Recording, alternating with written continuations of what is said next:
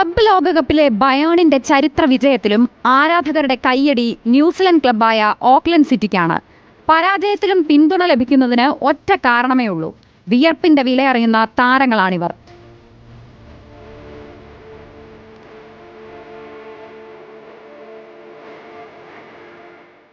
ബയേണിനെതിരെ ഓക്ലൻഡിന്റെ പൂർണ്ണ ടീമായിരുന്നില്ല കളത്തിലിറങ്ങിയത്. കാരണം വലിയ ടീമുകളോടുള്ള ഭയമല്ല, താരങ്ങൾ ജോലി ചെയ്യുന്നിടത്തു നിന്ന് ആവശ്യമായ അവധി ലഭിക്കാത്തതാണ്.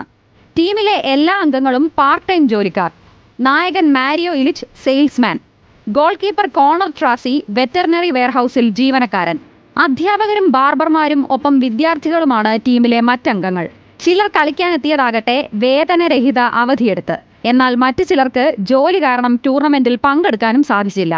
തന്റെ വാർഷിക വരുമാനത്തിനേക്കാൾ കൂടുതൽ പണം ഇംഗ്ലീഷ് ഫുട്ബോളർ ഹാരി കെയ്ൻ ഒറ്റ ആഴ്ച കൊണ്ട് നേടുന്നുവെന്ന ഓക്ലൻഡ് മുന്നേറ്റ നിര താരം ആംഗസ് കിൽക്കോലിയുടെ വാക്കുകളും ശ്രദ്ധേയമായി.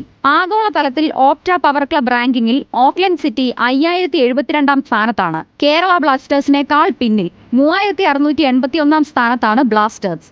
വിയർപ്പു തുന്നിയിട്ട കുപ്പായം, അതിൽ നിറങ്ങൾ മങ്ങുകില്ല കട്ടായം. വേടന്റെ ഈ വരികൾ ഫുട്ബോൾ ലോകത്ത് ഏറെ ചേരുന്നത് ഓക്ലൻഡ് സിറ്റി എഫ്സിക്കാണ്.